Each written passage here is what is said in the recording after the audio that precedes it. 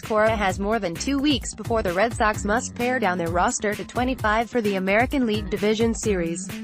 He'll need every second.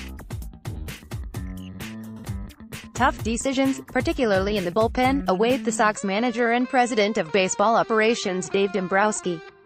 And just because Cora did not want to delve into the topic yesterday, never mind the nitty-gritty about how he'll rank and prioritize all the variables he will consider when it comes to cut time, it doesn't mean we can't attempt to do the job for him. Working off the safe assumption the Sox will stick with the traditional 11-pitcher, 14-player model in the playoffs, let's make an earnest attempt at the easy decisions and the not-so-easy decisions regarding the postseason roster. Pitcher safe: Chris Sale, David Price, Rick Porcello, Eduardo Rodriguez, Craig Kimbrell, Matt Barnes, Heath Hembry, Stephen Wright, Brian Brazier. 6 candidates for 2 spots: Nathan Eovaldi, Joe Kelly, Brian Johnson, Drew Pomeranz, Bobby Pointer, Brandon Workman. Red Sox only need 4 starters, so Eovaldi probably will end up in the bullpen as the primary long man. He's a hard-throwing right-hander, and with each of their likely opponents featuring right-handed power threats like Oakland's Chris Davis and the Yankees' Aaron Judge and Giancarlo Stanton, the Sox need a righty ready to enter a game early.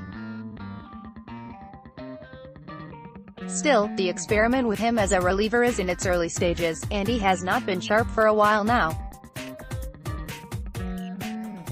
There's time for Johnson or Pomeranz to make a bid for this spot, but Eovaldi has the slight edge. The biggest wildcard here is Kelly. Another hard-throwing righty, Kelly was lights out in April and May, but his stock has tumbled since June.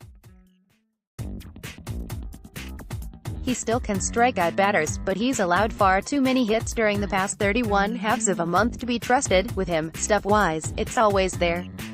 Throwing 100, that should play. Cora said, "I recognize if he turns a corner, we can be great. We're going to put him in situations that we feel fit him, and hopefully he can turn around." Brazier and Barnes are the best at getting righties out, while Hembry is a solid option against left-handers and right-handers. The Sox will need another bullpen arm to trust against lefty hitters, which places Kelly in competition with Pointer and Johnson. Kelly has been better against lefties, .572 ops, .202 batting average, than righties, .713 ops, .250 batting average, but is he better against them than Pointer or Johnson?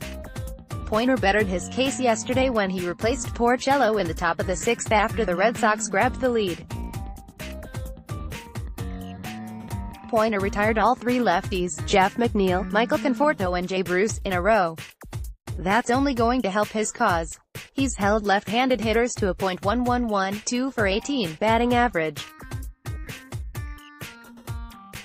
Johnson has a much larger sample size against left-handers, holding them to a .227 batting average and .691 ops. Cora said he would not base a postseason roster decision on a single, short, strong September run. "I don't think 5 days or 2 outings are going to dictate your season or who we believe you are," he said.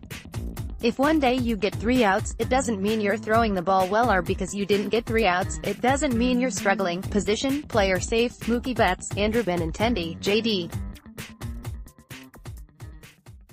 Martinez, Xander Bogaerts, Mitch Moreland, Ian Kinsler, Eduardo Nunez, Jackie Bradley Jr., Sandy Leon, Steve Pearce, Christian Vasquez, Brock Holt, Blake Swihart. Woe for 1 spot: Rafael Devers, Brandon Phillips. This should not cause much hair pulling. Devers has the inside track, but don't dismiss Phillips. Nunez will start at third, assuming his knee is okay. Keep an eye on how many looks the Sox give Phillips at third base down the stretch, but this appears to be Devers' spot to lose.